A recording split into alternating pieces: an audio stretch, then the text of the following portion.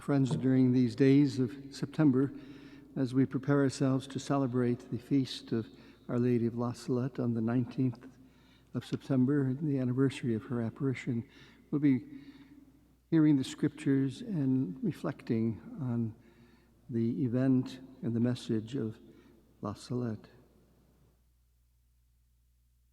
Put out into the deep water and lay out your nets for a catch. We see here a turning point in the career of Jesus. He leaves the synagogue and goes to the lakeside. Jesus went to places where people would listen to him. Fish and fishermen, fishing net, and the shoreline are to become commonplace in the mission and the ministry of Jesus. The call of Peter and his companions brings us the focus of the Lord's ministry to the simple and the ordinary folk.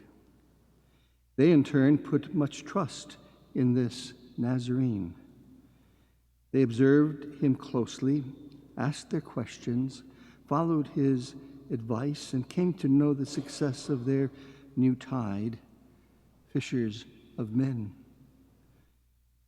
All those who are called to be his disciples and missionaries are likewise asked to risk their very selves for the sake of the Master.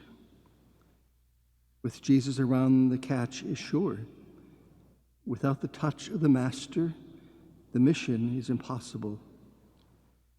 We are asked to elevate the motives of our own ministerial service. If it is rooted in our love for the Lord, energized by our trust and risking in his name, then it will indeed bring forth fruit.